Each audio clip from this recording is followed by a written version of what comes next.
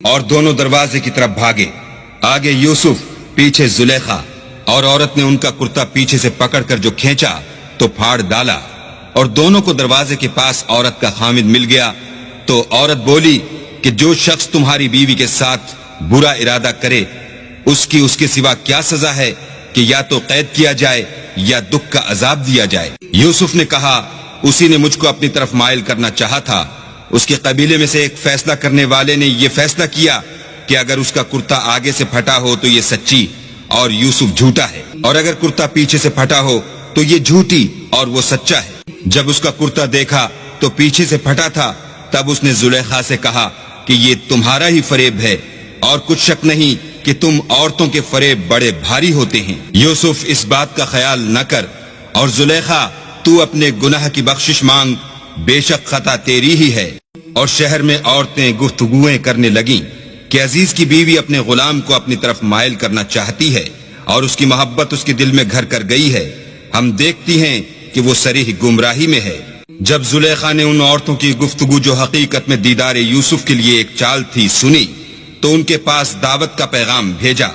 اور ان کے لیے ایک محفل مرتب کی، اور پھل تراشنے کے لیے ہر ایک کو ایک ایک چھری دی، اور یوسف سے کہا کہ ان کے سامنے باہر آؤ۔ جب عورتوں نے ان کو دیکھا تو ان کا روب حسن ان پر ایسا چھا گیا کہ پھل تراشتے تراشتے اپنے ہاتھ کاٹ لیے، اور بے ساختہ بول اٹھیں کہ سبحان اللہ، یہ حسن، یہ آدمی نہیں کوئی بزرگ فرشتہ ہے۔ تب زلیخا نے کہا یہ وہی ہے جس کے بارے میں تم مجھے تانے دیتی تھیں،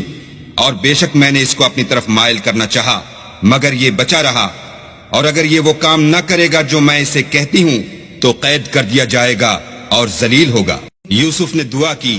کہ پروردگار جس کام کی طرف یہ مجھے بلاتی ہیں اس کی نسبت مجھے قید پسند ہے، اور اگر تو مجھ سے ان کے فریب کو نہ ہٹائے گا تو میں ان کی طرف مائل ہو جاؤں گا اور نادانوں میں داخل ہو جاؤں گا۔ تو اللہ نے ان کی دعا قبول کر لی اور ان سے عورتوں کا مکر دفع کر دیا، بے شک وہ سننے اور جاننے والا ہے۔ پھر باوجود اس کے کہ وہ لوگ نشان دیکھ چکے تھے، ان کی رائے یہی ٹھہری کہ کچھ عرصے کے لیے ان کو قید ہی کر دیں، اور ان کے ساتھ 2 اور جوان بھی داخل زندہ ہوئے۔ ایک نے ان میں سے کہا کہ میں نے خواب دیکھا ہے، دیکھتا کیا ہوں کہ شراب کے لیے انگور نچوڑ رہا ہوں۔ دوسرے نے کہا کہ میں نے بھی خواب دیکھا ہے، میں یہ دیکھتا ہوں کہ اپنے سر پر روٹیاں اٹھائے ہوئے ہوں اور جانور ان میں سے کھا رہے ہیں، تو ہمیں ان کی تعبیر بتا دیجئے کہ ہم تمہیں نیکوکار دیکھتے ہیں۔